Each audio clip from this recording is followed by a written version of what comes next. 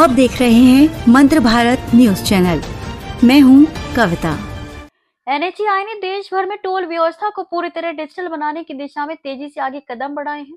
हाल ही में एनएचएआई द्वारा टोल व्यवस्था में कुछ बदलाव किए गए हैं जो 10 अप्रैल से लागू हो जाएंगे।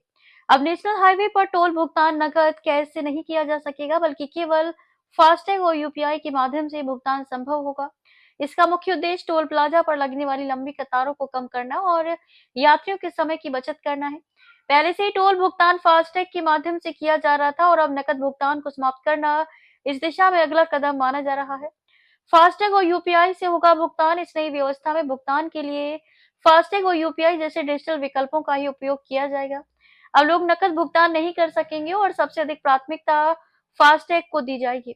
यदि किसी वाहन में फास्टैग उपलब्ध नहीं है तो ऐसे में यूपीआई के माध्यम से भुगतान किया जा सकेगा, लेकिन इसके लिए सामान्य शुल्क से 1.25 गुना अधिक राशि देनी होगी। इस व्यवस्था से टोल कलेक्शन प्रणाली अधिक तेज और व्यवस्थित बनेगी, साथ ही इसमें पारदर्शिता भी बढ़ेगी।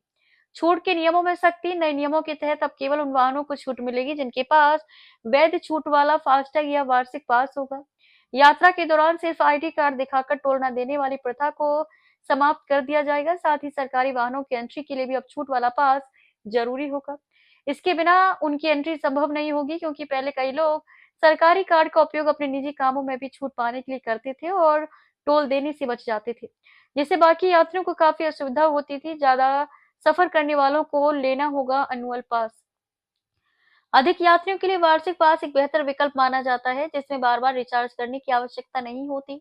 एक बार भुगतान करके आप कई बार टोल से बच सकते हैं। हालांकि इसकी कीमत हाल ही में बढ़ा दी गई है। 1 अप्रैल 2026 से इसकी कीमत 3075 रुपए कर दी गई है, जो पहले 3000 रुपए थी।